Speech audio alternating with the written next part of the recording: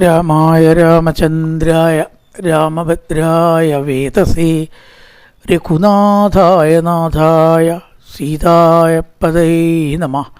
കൂജന്തം രാമ രാമേതി മധുരം മധുരാക്ഷരം ആരുഹ്യ കവിതാശാഖാം വന്ദേ വാൽമീകികോകിലം.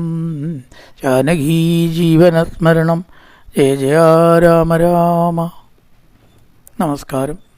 സനാതന ധർമ്മ സംഹിതകൾ പങ്കുവയ്ക്കാനായുള്ള ചാനലായ നാദശ്രീയിലേക്ക് എല്ലാവർക്കും സ്വാഗതം. പ്രിയരെ,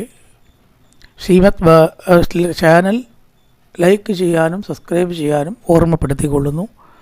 ശ്രീമദ് വാൽമീകി രാമായണത്തിൽ നമ്മൾ കണ്ടത് രാമൻ്റെ ചരിത്രങ്ങളെല്ലാം വാനന്മാർ പറഞ്ഞ് സീതാപഹരണത്തെ പറ്റിയിട്ടും ആ സീതയെ അന്വേഷിക്കാൻ വേണ്ടിയിട്ട് സുഗ്രീവൻ പറഞ്ഞതനുസരിച്ചാണ് അവർ വന്നത് എന്നുള്ള കാര്യങ്ങളെല്ലാം ഈ സമ്പാദിയോടവർ പറഞ്ഞു. സമ്പാദി ഉടനെ പ്രതിവചിച്ചു, നിങ്ങൾ ദയവായിട്ട് ഈ വിന്ധ്യപർവ്വതത്തിൽ നിന്ന് ഒന്ന് എന്നെ ഇറക്കാമോ? വളരെ കാലമായി ഞാൻ ഇവിടെ കഴിഞ്ഞുകൂടുന്നു. എനിക്ക് എൻ്റെ സഹോദരന് ഉദകക്രിയ ചെയ്യണം എന്നുണ്ട്. അങ്ങനെ അംഗദൻ ഇറക്കി ഉദകക്രിയ ചെയ്തു. തിരിച്ച് പഴയ സ്ഥലത്ത് തന്നെ കൊണ്ടുവന്ന് ആക്കുകയും ചെയ്തു എന്നുവരെയാണ് പറഞ്ഞു വെച്ചത്. അതിനുശേഷം പറഞ്ഞു, നിങ്ങൾക്ക് സീതയെ കണ്ടെത്താൻ തീർച്ചയായിട്ടും സാധിക്കും. നിങ്ങൾ പറഞ്ഞതായിട്ടുള്ള ഈ കഥ, രാമകഥ, അതിലത്തെ ജടായു എൻ്റെ നേരെ അനുജനാണ്. അവൻ രാവണനെ എതിർത്തപ്പോൾ രാവണൻ വധിക്കുകയുണ്ടായി. ആ രാവണനോട് എനിക്ക് അപാരമായ പക ഉണ്ട്. അപ്പം ഞാനും അവനും കൂടി സൂര്യൻ്റെ നേർക്ക് പറന്നപ്പോൾ അസ്തമയം വരെ സൂര്യനെ പിന്തുടർന്ന് പോവുക. ശരിക്കും പോകുന്നത് സൂര്യനല്ല, ഭൂമിയാണ് കേട്ടോ. അത് കഥയുമ്പോൾ അങ്ങനെ ആക്കി. ഒരു രക്ഷയില്ലാതെ അവൻ തളർന്ന് വീണു. പക്ഷെ അവൻ്റെ ചിറക് കരിഞ്ഞില്ല. അതെന്താ കാരണം? ഞാൻ രക്ഷിച്ചു, എൻ്റെ ചിറകാണ് പോയത്. അപ്പോൾ എൻ്റെ ചിറക് കൊടുത്തിട്ട് ഞങ്ങൾ അങ്ങനെ ആയിരുന്നു. അത്ര സ്നേഹത്തിലാണ് അവനെ ഞാൻ രക്ഷിച്ചു. അതുകൊണ്ട് അംഗദൻ ചോദിച്ചു, ആ രാവണൻ എവിടെയാണ് സമ്പാദി നിൽക്കുന്നത് എന്ന് ഞങ്ങൾക്ക് പറഞ്ഞു തരാമോ? അപ്പോൾ പറഞ്ഞു, ലങ്കയിലാണ്, തെക്ക് ഭാഗത്തായിട്ടാണ്. ഇവിടുന്ന് തെക്ക് ഭാഗത്തായിട്ടാണ് ലങ്ക സ്ഥിതി ചെയ്യുന്നത്. ഈ സമുദ്രം നിങ്ങൾ കടക്കണം, എന്നാൽ മാത്രമേ നിങ്ങൾക്ക് സീതയെ കണ്ടെത്താനായിട്ട് കഴിയുള്ളൂ. ഇത് ആ കാര്യങ്ങളൊക്കെ വീണ്ടും പറഞ്ഞു. ഈ ജടായുവിനൊരു പുത്രനുണ്ട്, സുബാർശൻ എന്നാണ് അവൻ്റെ പേര്. ആ സുബാർശനോടൊക്കെ ഞാൻ ചോദിച്ചു, എന്തുകൊണ്ട് നീ രാവണനെ എതിർത്തില്ല? സുബാർശൻ എതിർത്താണ്ടോ രാവണനോട് ഒക്കണു എന്ന് ഞാൻ ചോദിക്കുകയുണ്ടായി. പക്ഷേ അവൻ്റെ ശക്തിക്കൊക്കെ അതീതമാണ് രാവണൻ. ജടായു പോലും തോറ്റു. അതുകൊണ്ടാണ് ഇവക്ക് ഇത്രയും കാര്യങ്ങളെല്ലാം സംഭവിച്ചത്.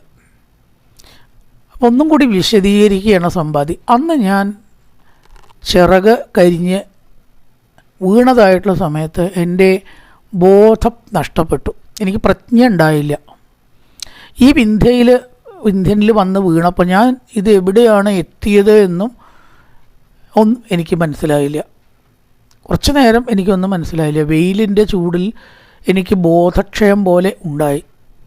പിന്നെ വളരെ നേരം ചുറ്റും നോക്കി. അപ്പോഴാണ് അവിടുത്തെ കൊടുമുടി, പർവ്വതം, വൃക്ഷങ്ങൾ, പുഴ, ഇത്തരം കാര്യങ്ങൾ കണ്ട് മനസ്സിലാക്കി ഞാൻ വിന്ധ്യപർവ്വതത്തിലാണ് എന്ന് മനസ്സിലാക്കിയത്. പിന്നീട് വിന്ധ്യനാണെന്ന് മനസ്സിലായി. അപ്പോൾ ഞാൻ എന്ത് ചെയ്തൊരു ആശ്രമം കണ്ടു. അത് നിശാകരൻ എന്ന് പറഞ്ഞിട്ടുള്ളൊരു മഹർഷിയുടെ ആശ്രമമായിരുന്നു. അതൊക്കെ കഴിഞ്ഞിട്ട് ഇപ്പോഴേക്ക് 8000 വർഷമായി എന്നാണ് ഇവിടെ പറയണത്. 8000 വർഷത്തോളം ആയി. ഋഷിർ നിശാകരോ നാമ യസ്മിൻ ഉഗ്ര തപോഭവൽ, വളരെയധികം തപസ്സൊക്കെ ചെയ്ത് അഷ്ടോവർഷ സഹസ്രാണി തേനാമിൻ ഋഷിണാഗിരോ, അത് കഴിഞ്ഞിട്ട് 8000 കൊല്ലമായി വാനരപുങ്കവന്മാർ. കാലം എത്ര വേഗമാണ് പോയത്. അപ്പോൾ 8000 കൊല്ലം മുമ്പേയുള്ള കാര്യമാണ് ഞാൻ നിങ്ങളോട് പറയണത്. പക്ഷേ ഈ കാലമൊക്കെ ഇതൊക്കെ ഏകദേശം ശരിയാണെന്നാണ് ചിലർ പറയണത്. ആയിരിക്കും എന്നാണ്. ഈ സംഭവങ്ങൾ ഉണ്ടായത് വെച്ച് നോക്കുമ്പോൾ ആ കാലഘട്ടം ശരിയാവുന്നുണ്ട് എന്ന് ചില നിരീക്ഷകർ പറയണു. അത് ഇത്ര കൃത്യമായിട്ട് പറയില്ല, തെറ്റായി അതിന് വിലയുണ്ടാവില്ലല്ലോ. അപ്പോൾ അത്രയും കൃത്യമാണ് ഈ രാമായണത്തിലത്തെ പല ഡാറ്റകളും എന്നാണ് നിരീക്ഷകരും പരീക്ഷണം നടത്തുന്നവരും ഒക്കെ പറയണത്. എന്തായാലും ആ മഹർഷിയെ ഞാനും ജടായുവും ഇടയ്ക്കിടയ്ക്ക് പോയി കണ്ടിരുന്നു. ഇവരൊക്കെ സദ്വാസന ഉള്ളവരാണ്. ഈ ജടായു സമ്പാദി, ഇതാണ് ജടായു രാവണനെ എതിർത്തത്. ധർമ്മത്തിന് വിരോധമായി കണ്ടപ്പോൾ പ്രതികരിച്ചു. നാശം വന്നാലും അവർക്ക് കീർത്തി ഉണ്ടാവുന്നതാണ്. നാശം എന്നൊക്കെ പറയുന്നത് തൽക്കാലമുള്ള നാശമല്ലേ. ആ കീർത്തി ഇപ്പോഴും ജടായുവിൻ്റെ ഉണ്ട്. രാവനെ സഹായിച്ചവൻ, രാവണനെ എതിർത്തവൻ, അവൻ്റെ കൈകൊണ്ട് മരിക്കില്ലേ ഉദയക്രിയ ചെയ്തവൻ, മുക്തി ലഭിച്ചവൻ, ജടായു സ്തുതി തറകേമായി ഇങ്ങനെ മരിച്ചപ്പോൾ എന്താ കുഴപ്പം? ഒന്നിനും കൊള്ളാതെ ജീവിച്ചിട്ട് വല്ല കാര്യമുണ്ടോ? കെട്ട കുമ്പളങ്ങ പോലെ എന്ന് പറയും മലയാളത്തിൽ. ജീവിച്ചിട്ട് വല്ല അപ്പോൾ അവർക്കൊക്കെ ആ ധർമ്മത്തിൻ്റെ ബലം കിട്ടിയിട്ടുണ്ട്. കീർത്തി അത് വലിയൊരു കാര്യമാണ് ലോകത്തിൽ. ഈ സമ്പാദിയും കുറച്ച് ധർമ്മിഷ്ടം തന്നെയാണ്. കാര്യമായിട്ടുള്ള തെറ്റൊന്നും അവൻ്റെ കയ്യിലില്ല. സഹോദര സ്നേഹം സ്ഥിരമായി പാലിച്ചു. അവസാന നിമിഷം വരെ മരിച്ചിട്ടും ജഡായുവിനോട് സ്നേഹമുണ്ട്. ബാലിസുഗ്രീവന്മാരെ പോലെയല്ല നിർത്തും. അപ്പോൾ അതുകൊണ്ട് ഞങ്ങൾ ഇടയ്ക്കിടയ്ക്ക് എന്ത് ചെയ്യും? സജ്ജനങ്ങളെ കാണുക ഞങ്ങൾക്ക് ഇഷ്ടമാണ്. അപ്പോൾ ഈ മഹർഷി പല കാര്യങ്ങളും ഞങ്ങൾക്ക് പറഞ്ഞു തരും. സദ്ധർമ്മങ്ങളെക്കുറിച്ചൊക്കെ പറഞ്ഞു തരും. അദ്ദേഹം നിശാകരൻ എന്ന നാമമുള്ളവനും വളരെയധികം സിദ്ധനും ആയിരുന്നു. അദ്ദേഹത്തിൻ്റെ താമസം ഉള്ള ഈ സ്ഥലത്ത് ഒരു വൃക്ഷങ്ങളിൽ പോലും പൂവോ കായോ ഇല്ലാതെ ഉണ്ടായിരുന്നില്ല കേട്ടോ. ഉപകാരപ്പെടുന്ന പൂവോ കായ, ദുർഗന്ധം ഉണ്ടാക്കുന്നവയോ വിഷമമുണ്ടാക്കുന്നവയോ ഭക്ഷിക്കാൻ കൊള്ളാത്തവയോ അല്ല. സർവവൃക്ഷങ്ങളും പൂത്ത് കാച്ച് പ്രകൃതിയെ പോലും അദ്ദേഹം അനുഗ്രഹിച്ചിരുന്നു. ആ പുഷ്പങ്ങളുടെ സുഗന്ധം ഇവിടെ എല്ലാം ഉണ്ടായിരുന്നു. അപ്പോൾ ഞാൻ എന്തായാലും ചിറക് കരിഞ്ഞ് താഴെ വീണപ്പോൾ ആ മഹർഷിയെ ഒന്ന് കണ്ടെങ്കിൽ എന്ന് ആഗ്രഹിച്ചു. എന്തർത്ഥം അപ്പം അങ്ങനത്തെ ഒരു ആഗ്രഹത്തിനുള്ളത്? അപ്പം അവിടെ ഇല്ല. മഹർഷി എഴുതിയോ പോയി എന്ന് അവർക്കറിയാം. അവിടെ ഇല്ല. ഈ സജ്ജനങ്ങൾക്കൊരു പ്രത്യേകത ഉള്ളത് എന്താ വെച്ചാൽ, ഒരാൾ ഒരു നല്ല ഉദ്ദേശത്തിൽ അവരെ കാണണം എന്നാണ് വിചാരിച്ചാൽ അപ്പം അവിടെ എത്തുന്നതാണ്. അതെങ്ങനെയാണ് അവർ അറിയണമെന്നൊന്നും പറയാൻ വയ്യ. അവരുടെയൊക്കെ സിദ്ധികളുണ്ട്. നമ്മുടെ കഴിവ് മാത്രമല്ലല്ലോ ഉള്ളൂ. ജടായു വളരെ സമ്പാദി വളരെ ദുഃഖിച്ചിട്ട് ഈശ്വര മഹർഷിയെ കാണുമ്പോഴും സംസാരിക്കുമ്പോഴും എല്ലാ ദുഃഖത്തിനും ഒരു പരിഹാരം കുറവും അനുഭവപ്പെട്ടിരുന്ന ദുഃഖങ്ങൾക്കൊക്കെ. അദ്ദേഹത്തിന് വലിയ ദുഃഖം ഉണ്ടാകുമ്പോഴാണ് നമ്മൾ ഇഷ്ടപ്പെട്ട ഒരാൾ ഒന്ന് അദ്ദേഹത്തിനെ ഒന്ന് കണ്ടാൽ ഒന്ന് പങ്കുവെക്കെങ്കിലും ചെയ്യാലോ ഈ കഷ്ടാവസ്ഥ. ആ അപ്പം എത്തിയവിടെ. അതാണ് നിശാകരൻ കാത്തിരുന്നപ്പോൾ ഈ കുളിച്ച് വടക്കോട്ട് ഇങ്ങനെ പോണതായിട്ട് കാണുകയാണ്, വരുന്നതായിട്ട്. അപ്പം പെട്ടെന്ന് എന്ത് ചെയ്തു? ധാരാളം ജീവികൾ ഇദ്ദേഹത്തിൻ്റെ കൂടെയുണ്ട്. ഒറ്റ ജീവി അദ്ദേഹത്തിന് ശത്രുവല്ല. കരടി, മാന, പുലി, സിംഹം, പാമ്പ് എല്ലാം ഈ മഹർഷിയുടെ ചുറ്റും ഇങ്ങനെ യാതൊരു ഉപദ്രവവും ഇല്ല. അവർ തമ്മിൽ സൗഹാർദ്ദത്തിൽ അവിടെ വൈരമില്ല. വൈരം ചേതസിനസ്ഥിതം ഭാഗവത്തിൽ മാഹാത്മ്യത്തിൽ പ്രസ്താവമുണ്ട്. ഒരാളുടെ മനസ്സിലും വൈരാഗ്യമില്ല. ശങ്കരാചാര്യർ ഒരു ആശ്രമം എവിടെ സ്ഥാപിക്കാമെന്ന് ഇങ്ങനെ നോക്കണം എന്ന് വിചാരിച്ച് നടക്കുമ്പോൾ അത്ര ഒരു പാമ്പ് തവളയ്ക്ക് ഇങ്ങനെ കുട പിടിച്ചു കൊടുക്കണു പടം ഇരുത്തിയിട്ട്. അപ്പം തീരുമാനിച്ചു പടം തന്നെ അതിന് പറ്റിയ സ്ഥലം. അൽറിസ്വാർ ജീവികൾക്കും ശത്രുതയോ ക്രൂരതയോ ഇല്ല. അപ്പം അങ്ങനത്തെ ഒരു സ്ഥലമാണ്. പാമ്പുകളുണ്ട്, മാനുകളുണ്ട്, പുലികളുണ്ട്. അതൊക്കെ ശരിക്കും മാനിനെ കണ്ട പുലി തിമ്പൊക്കെ വെച്ചേക്കോ? ആ സുഖമുള്ള ഇറച്ചിയാണ് മാനിൻ്റെ. പക്ഷെ ഇവിടെ ആ ശത്രുതയൊന്നും കാണിച്ചില്ല. അങ്ങനെയാണ് അദ്ദേഹം വരുന്നത്. അങ്ങനെ അദ്ദേഹം വന്ന് ഒരു സ്ഥലത്ത് ഇരിപ്പാക്കുക എന്തോ ചെയ്തപ്പോൾ ഈ ജീവികളൊക്കെ പോയി. ചിലപ്പോൾ അദ്ദേഹം ആംഗ്യം കാണിച്ചിട്ടുണ്ടോ എന്ന് വെച്ചാൽ പൊക്കോളാൻ. അങ്ങനെ അവരൊക്കെ കൊണ്ട് പോയി. എന്തോ ഒരു പ്രത്യേക ഘട്ടം വരെ അവർ കൂടെ വന്ന് ആക്കിയ പോലെയാണ്. ആ ലക്ഷ്യം കഴിഞ്ഞപ്പോൾ അവരെല്ലാം തിരിച്ചു പോയി. ഇപ്പം നിശാകര മഹർഷി എന്നോട് ചോദിച്ചു, എന്താ സമ്പാദേ ഈ ചിറക് ഇങ്ങനെ കരിയാനുള്ള കാരണം? ഋഷിസ്തു ദൃഷ്ട മാം തുഷ്ട പ്രവിഷ്ടച്ചാശ്രമം പുനഃ മുഹൂർത്തം മാത്ര നിർഗമ്യ തതക്കാര്യമവൃച്ഛത അഗ്നിദഗ്ധാ വിമോ പക്ഷൗ പ്രാണാച്ചാപി ശരീരകേ. നീ ജീവനോടെ ഇരിക്കേണ്ടത് തന്നെ അത്ഭുതമാണ്. കാരണം ഈ ചിറക് പോയ പക്ഷികൾ അധികം ജീവിക്കില്ല, ഒക്കെ കരിഞ്ഞല്ലോ. അഗ്നി ദഗ്ധാ വിമോ, അഗ്നിയാൽ ദഹിപ്പിക്കപ്പെട്ട പോലെ തോന്നുന്നു. നീ എങ്ങനെ പ്രാണനെ നിലനിർത്തണം? എന്ത് പറ്റി നിനക്ക്? നിങ്ങൾ വളരെ ശക്തരാണല്ലോ.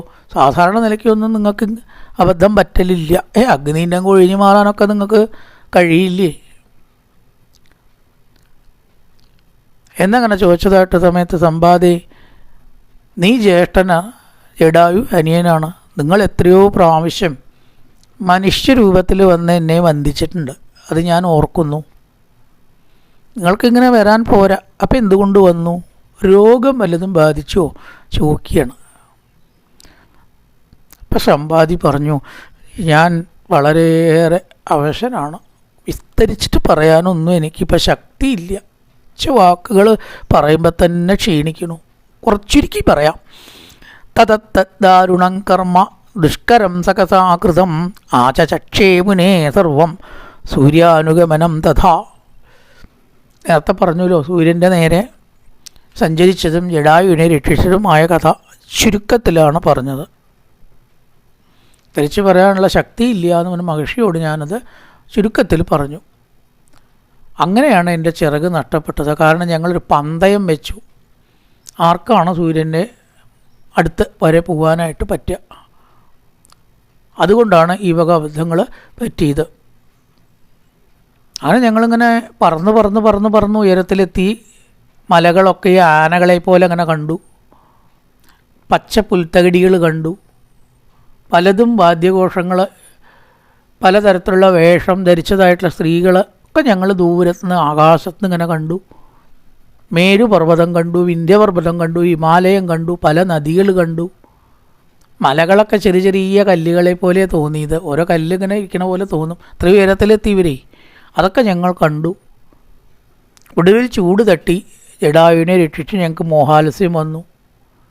ഞാൻ ഈ വിന്ധ്യപർവ്വതത്തിലെത്തി. എനിക്ക് ഒന്നും തന്നെ മനസ്സിലായില്ല. ജഡായു ആവട്ടെ ജനസ്ഥാനത്ത് ചെന്ന് വീണു. ജനസ്ഥാനത്തു നിന്നാണ് മറ്റു സംഭവങ്ങളും സീതാപഹരണവും രാവണൻ പോയതൊക്കെ രാവണൻ കൊണ്ടുപോകുന്നതൊക്കെ കാണുന്നത്. ജഡായു ജനസ്ഥാനത്തും ഞാൻ വിന്ധ്യപർവ്വതത്തിലും വീണു. മുനേ, അങ്ങനെയൊക്കെയാണ് ഞങ്ങളുടെ ചരിത്രം. അതിനാൽ എല്ലാം നഷ്ടപ്പെട്ടു. എൻ്റെ അനുജനെ എനിക്ക് നഷ്ടപ്പെട്ടു. എനിക്ക് ആകെ ഉണ്ടായിരുന്ന ബലം എൻ്റെ അനിയനാണ്. അവനെവിടെയോ ചെന്ന് വീണു. ജനസ്ഥാനത്താണ് എന്നാണ് ഞാൻ ഊഹിക്കണത്. അവിടുന്ന് ദുഷ്ടരാവണൻ അവനെ വധിച്ചപ്പോൾ എൻ്റെ ചിറക് പോയ പോലെ ദുഃഖം എനിക്കുണ്ടായി. എൻ്റെ ഒരു ചിറക് സത്യത്തിൽ അവനായിരുന്നു, അതും പോയി. എല്ലാം നഷ്ടപ്പെട്ടു. ഇനിയിപ്പോൾ അവിടെ ജീവൻ പോകണം, അത്രയേ ഉള്ളൂ. എനിക്കൊന്നും പറയാൻ ശക്തിയില്ല മഹർഷിയും. വേണ്ട, ഇനി പറയണ്ട, ഒക്കെ മനസ്സിലായി എന്ന് പറഞ്ഞു. സമ്പാദേ, നിനക്ക് നിൻ്റെ നഷ്ടപ്പെട്ട ചിറക് തിരിച്ചു കിട്ടും. ഞാനാ പറയണം. മഹർഷിവാക്യം താപസവാക്യം അസത്യമായും വരാം. അതിനെന്താണ് കാത്തിരിക്കുക? നിനക്ക് വേണമെങ്കിൽ ഇപ്പം തന്നെ ചിറക് തരാൻ എനിക്ക് കഴിയും. പക്ഷെ അത് വേണ്ട. അപ്പം എവിടേക്കെങ്കിലുമൊക്കെ പോകണം തോന്നും. തൽക്കാലം ഇപ്പം നീ പോവാതെ ഇവിടെ ഇരുന്നാൽ ഒരു ഗുണമുണ്ട്. അതെന്താ? രാമാവതാര കാലത്ത് സീത അപഹരിക്കപ്പെടുമ്പോൾ വാനരന്മാർ ദുഃഖിച്ചിരിക്കും. എവിടെയാണ് സീത എന്ന് ഒരു അറിവുമില്ലാതെ പരിഭ്രമിച്ച് ഇരിക്കുമ്പോൾ അവർക്ക് നീ എന്ത് ചെയ്യണം? സീതയെക്കുറിച്ചുള്ള വൃത്താന്തം പറഞ്ഞു കൊടുക്കണം. എൻ്റെ ഒരു നിയോഗമാണ് അത്. വേറെ ആരെയും അതിന് പറ്റിയതായിട്ട് ഞാൻ കാണുന്നില്ല. കാരണം അവർ വരണത് നോക്കി ഇപ്പോൾ ഇവിടെ ഇരിക്കാനൊരാളെ കിട്ടണ്ടേ. കണക്കേതായാലും ചിറകില്ലാത്തതുകൊണ്ട് ഇവിടെ തന്നെ ഇരിക്കുകയപ്പോൾ പറ്റുള്ളൂ. അതുകൊണ്ട് അതുവരെ നിനക്ക് ചിറക് വേണ്ട. ആ ചിറകില്ലായ്മ ഒരു ഉപകാരമാവും. കാരണം വലിയൊരു വൃത്താന്തമാണ് നീ വാനരന്മാർക്ക് കൊടുക്കണം. അവരൊക്കെ മരിക്കാൻ തയ്യാറാവുകയാണ്. അപ്പം അത്രയും വാനരന്മാരെ നീ മരണത്തിന് രക്ഷിച്ച പുണ്യം നിനക്കുണ്ടാവും. മാത്രമല്ല രാമനെ സഹായിച്ചു എന്നതും വലിയൊരു പുണ്യമാണ്. ആ പുണ്യം അനുഭവിക്കാനായിക്കൊണ്ട് നിൻ്റെ ചിറക് ഇപ്പോൾ നിനക്ക് വേണ്ട.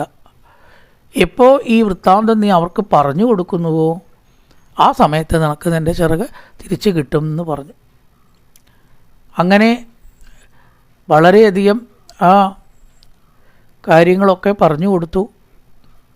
തെക്ക് ഭാഗത്ത് ലങ്കയിലാണ് സീത കഴിച്ചു കൂട്ടുന്നത് ഇരിക്കുന്നത്. അവിടെ സീതയ്ക്ക് ഭക്ഷണം ഇന്ദ്രൻ ദിവ്യമായിട്ടുള്ള അന്നം കൊടുക്കും എന്ന് പറയുകയാണ്. ഇവിടെ പരമ അന്നം ച വൈദേഹ്യ ജ്ഞാത്വാ ദാസ്യതി വാസവ. വാസവൻ എന്ന് പറഞ്ഞാൽ ഇന്ദ്രൻ. യദന്നം അമൃതപ്രഖ്യം സുരാണാമഭി ദുർലഭം. ദേവന്മാർക്കും കൂടി കിട്ടാത്തതാണ് അത്ര ഈ ദിവ്യാന്നം. സാധാരണ അന്നൊന്നുമല്ല, അത് ദിവ്യാന്നമാണ്. അത് ആർക്കും തന്നെ കിട്ടില്ല. ആ അന്നത്തിൽ അന്നം മൈഥിലി പ്രാപ്യ വിജ്ഞായ ഇന്ദ്രായേദിദം തിഥി അഗ്രമുദ്രിത്യ രാമായ ഭൂതലേ നിർവവിഷ്യതി. അതിലൊരു ഭാഗം രാമന് വേണ്ടി നീക്കി വയ്ക്കിത്രേ സീത. ഇന്ദ്രൻ കൊടുത്തയച്ചതായിട്ടുള്ള ഈ അല്പ ഭക്ഷണത്തിന് ഒരു ഭാഗം എൻ്റെ ഭർത്താവിന് ഇരിക്കട്ടെ, ബാക്കി കഴിക്കുള്ളൂ. അത്ര പാതിവൃത്തിയാണ്. രാമലക്ഷ്മണന്മാർ ജീവിച്ചിരിക്കുന്നുണ്ടെങ്കിലും ഇല്ലെങ്കിലും ഇത് അവർക്കാണെന്നും പറഞ്ഞ് ഒരു ഭാഗം നീക്കി വെച്ചിട്ടേ സീത ഭക്ഷിക്കാറുള്ളൂ ഇന്ദ്രൻ കൊടുത്തയച്ചതായിട്ടുള്ള ദിവ്യാന്നം. ഇന്ദ്രൻ പോലും അതിശയിച്ചു ഈ പാതിവൃത്ത നിഷ്ഠയിൽ എന്നാണ്. അതുകൊണ്ട് മഹർഷി എന്നോട് പറഞ്ഞു ഈ വൃത്താന്തം, ഇപ്പം ഞാൻ പറഞ്ഞ ഈ കാര്യങ്ങൾ സീതാവൃത്താന്തം പാതിവൃത്തത്തിൽ കൂടി കഴിയുന്നതും അവർ ലങ്കയിലാണെന്നതും വാനരന്മാർക്ക് സമുദ്രം കടക്കാൻ തീർച്ചയായിട്ടും കഴിയുമെന്ന ആ ആത്മവിശ്വാസം വലിയൊരു അറിവാണ് വാനരന്മാരെ സംബന്ധിച്ച്. ചെറിയ അറിവല്ല. കാരണം അവർക്കൊക്കെ രക്ഷപ്പെടാൻ പറ്റുകയാണ്. ജീവൻ പോവുകയാണ്, മരിക്കുകയാണ്, തയ്യാറാക്കിയാണല്ലോ അവിടെ. അപ്പം നിനക്ക് നിൻ്റെ ചിറകുണ്ടാവും. അപ്പം നിനക്ക് എവിടേക്ക് വേണച്ചാലും പോവാം. അതുവരെ നീ എന്ത് ചെയ്യുക, ഇവിടെ തന്നെ ഇരിക്കുക. ഇപ്പോൾ നിനക്ക് ചിറക് വേണ്ട എന്ന് മഹർഷി പറഞ്ഞു. അപ്പോൾ രാമകാര്യം ഒക്കെ പറഞ്ഞാണ് കൊടുത്തു. മഹർഷിയോ എനിക്ക് ഈ കാര്യം പറഞ്ഞു തന്ന ഉടനെ അദ്ദേഹം തൻ്റെ ശരീരം വെടിഞ്ഞു. ഞാൻ എൻ്റെ ഉടൽ വെടിഞ്ഞിതാ പരലോകത്തേക്ക് പോവുകയാണ്. ഞാൻ പറഞ്ഞ പോലെയൊക്കെ നീ ചെയ്താൽ നിനക്ക് നന്മ വരട്ടെ എന്ന് പറഞ്ഞാൽ മഹർഷി ശരീരം വെടിഞ്ഞു. ആർക്കായാലും കുറേ ദുഃഖമൊക്കെ ഉണ്ടാവും. നമുക്ക് ഗുണമില്ലാണ്ട് ആ മഹർഷി ഒന്നും തെറ്റ് ചെയ്തിട്ടില്ല, ദോഷവും ചെയ്തില്ലല്ലോ. ഒരു സജ്ജനമായിരുന്നു ആ മഹർഷി. എന്തായാലും അദ്ദേഹം പോയി. ഉടൽ വിട്ട ഭൂമിയിൽ നിന്നേ പോയതിൽ ചെറിയ ദുഃഖത്തോടു കൂടി ഞാൻ ഇവിടെ കഴിയുകയാണ്. നിങ്ങളെ കാത്തിട്ടാണ് സത്യത്തിൽ ഞാൻ ഇരിക്കുന്നത്. പക്ഷെ നിങ്ങൾ വരുമോ എന്നൊന്നും എനിക്കറിയില്ലായിരുന്നു. അതുകൊണ്ട് നൂറ്റാണ്ടുകൾ കഴിഞ്ഞു. ഈ പറഞ്ഞ സംഭവങ്ങളെല്ലാം കഴിഞ്ഞിട്ട് എത്രയോ കാര്യങ്ങളായി എന്നും പറഞ്ഞ് ചിറകഥ വീണ്ടും വന്നു. നോക്കൂ, താപസവാക്യം അസത്യമായും വരാം. മഹാന്മാർ സതുദ്ദേശത്തോടു കൂടി പറഞ്ഞിട്ടുള്ള ഒരു വാക്കും ഇന്ന് വരെ ബലിക്കാതിരുന്നിട്ടില്ല. എനിക്ക് ചിറക് വന്നത് നിങ്ങൾ നോക്കുക. നിശാകരസ്യ രാജശ്ചേ പ്രസാദാത് അമിതോജസ ആദിത്യ യസ്മി നിർദഗ്ധോ പക്ഷോ പുനരുപസ്ഥിതോ. വീണ്ടും ചിറക് എനിക്ക് വന്നത് കാണുക. അതുകൊണ്ട് തീർച്ചയായിട്ടും നിങ്ങൾക്ക് എൻ്റെ വാക്കിനെ വിശ്വസിക്കാം. ഇത് വെറും വാക്കല്ല. ഇന്ദ്രൻ കൊടുത്ത ഭക്ഷണം അനുഭവിച്ച് അതിലൊരു ഭാഗം രാമനിൽ നീക്കി വെച്ച് സീത ലങ്കാപുരിയിൽ അശോകവനിയിൽ ഇരിക്കുന്നു. നിങ്ങളിൽ ഒരാൾക്ക്, എല്ലാവർക്കും ചാടാൻ പറ്റില്ല, നിങ്ങളിൽ ഒരാൾക്ക് സമുദ്രം കടക്കാനും സീതയെ കാണാനും പറ്റും. ഉറപ്പിച്ചോളൂ, ഇത് നടക്കും. അങ്ങനെ അവർ എന്ത് ചെയ്തു? അധപ്പവന സമാന വിക്രമ പ്ലവകവര പ്രതിലബ്ധ പൗരുഷ അഭിജിത് അഭിമുഖം ദിശം തയോർ ജനകസുധ പരിമാർഗണോന്മുഖ. വേഗം അഭിജിത്ത് എന്ന് പറഞ്ഞിട്ടുള്ളതായിട്ടുള്ളൊരു നക്ഷത്രം തെക്ക് ഭാഗത്ത് അത്രയുള്ളത്. വളരെ വിശിഷ്ടമായിട്ടുള്ളതും വിജയം ഉണ്ടാവും ആ നക്ഷത്രത്തിനെയൊക്കെ കണ്ടാൽ. ആ നക്ഷത്രം തിരിചെയ്യുന്ന വിജയസൂചകമായി എന്ന് ചുരുക്കം. നല്ല ശുഭപ്രതീക്ഷയോട് കൂടിയിട്ട് നേരെ തെക്കോട്ട് തിരിച്ചു. സമുദ്രത്തിൻ്റെ അടുത്ത് വന്നു. എല്ലാവരും ആർപ്പ് വിളിച്ചു. എന്താണ് ഇപ്പോൾ സമ്പാദിയിൽ നിന്ന് കേട്ടത്? സീതയെ കാണും, ഇന്ന ദിക്കിലാണ് സീത ഉള്ളത്. ഇനി അവിടേക്ക് എത്തുക മാത്രമേ വേണ്ടൂ. ഒരാൾക്ക് അത് സാധിക്കും. പിന്നെ ഇനി ഒരു തടസ്സമില്ലല്ലോ. അപ്പോൾ അവർക്ക് ശുഭാപ്തി വിശ്വാസം വന്നു. നഷ്ടപ്പെട്ട ആശ മുഴുവൻ തിരിച്ചു കിട്ടിയപ്പോഴോ അപാരമായിട്ടുള്ള സന്തോഷം ഉണ്ടായി, ആർപ്പ് വിളി ഉണ്ടായി. ചാടി എഴുന്നേറ്റ് ഇനി രാവണൻ്റെ കഥ കഴിഞ്ഞു എന്ന് വിചാരിക്കുക നമുക്ക്. എന്നങ്ങനെ പറഞ്ഞ് എല്ലാവരും ആർപ്പ് വിളിയോട് കൂടിയിട്ട് സമുദ്രതീരത്ത് വന്നു. ഇനി ആർക്കാണ് സമുദ്രം കടക്കുക? അതിനെക്കുറിച്ചുള്ള ചർച്ചയായി. അംഗദൻ ചോദിക്കണു, എല്ലാവരും ഓരോ എത്ര യോജന നിങ്ങൾക്ക് ചാടാം എന്ന് പറയുക. അങ്ങനെ അവസാനമായിട്ട് അവർ ഹനുമാനോടും കൂടി ചോദിക്കുകയാണ്. ജാമ്പവാൻ തൻ്റെ ശക്തിയെക്കുറിച്ച് മറ്റൊരാൾ പറഞ്ഞാൽ ഹനുമാന് ബോധം ഉണ്ടാവുള്ളൂ എന്നൊരു ശാപം കിട്ടിയിട്ടുണ്ട്. അതുവരെ തൻ്റെ ശക്തിയെക്കുറിച്ച് അറിയില്ല. സത്യത്തിൽ പലർക്കും അങ്ങനെ നമ്മുടെ ശക്തി എന്ന് വേറൊരാൾ പറയുമ്പോഴാണല്ലോ നമുക്ക് ബോധ്യമാവുക. നമ്മളിപ്പോൾ അത്രയൊക്കെ ഉണ്ടോയെന്ന് നമുക്ക് തോന്നില്ല. അങ്ങനെ ഹനുമാൻ സമുദ്ര ലംഘനത്തിന് ഒരുങ്ങണ രംഗങ്ങളാണ് തുടർന്ന്. അല്ല, മചാകരനെ കുറിച്ചുള്ള വിവരവും സീതാവൃത്താന്തത്തെക്കുറിച്ചും ചിറകുകൾ മുളച്ചു വന്ന കാര്യവും ഒരാൾക്ക് സമുദ്രം കടക്കാൻ പറ്റുമെന്നുമുള്ള വൃത്താന്തങ്ങളാണ് പറഞ്ഞത്. സമുദ്രം അപ്പുറത്താണ് സീതാദേവി വസിക്കുന്നത് എന്നും വേണ്ട വിധത്തിൽ ശ്രമിച്ചാൽ നിങ്ങൾക്ക് ലക്ഷ്യത്തിലെത്താം എന്നുള്ള ശുഭാപ്തി വിശ്വാസം, വാനരന്മാരുടെ നിരാശാബോധമൊക്കെ അകറ്റിയ ഭാഗമാണ് ഇപ്പോൾ നമ്മൾ പറഞ്ഞത്. ഇനി അവർ സമുദ്രലംഘനത്തെക്കുറിച്ചുള്ള ചിന്ത. പൂർവന്നാമതപോവനാധിഗമനം മത്വാ മൃഗങ്കാഞ്ചനം വൈദേഹീകരണം ജടായുമരണം സുഗ്രീവ സംഭാഷണം ബാലീനിഗ്രഹണന്തമുത്തരണം ലങ്കാപുരീദാഹനം പശ്ചാത് രാവണ കുംഭകർണനിധനം ഏതസ്യ രാമായണം രാമായ രാമചന്ദ്രായ രാമഭദ്രായ വേതസേ രഘുനാഥായ നാഥായ സീതായ പദേ നമഃ. ഓം പൂർണ്ണമദ പൂർണ്ണമിദം പൂർണ്ണാൽ പൂർണ്ണമുദച്യതേ പൂർണ്ണസ്യ പൂർണ്ണമാദായ പൂർണ്ണമേവാവശിഷ്യതേ. ഓം ശാന്തി ശാന്തി ശാന്തി. ഹരി ഓം ശ്രീ ഗുരുഭ്യോ നമഃ. ഹരി ഓം.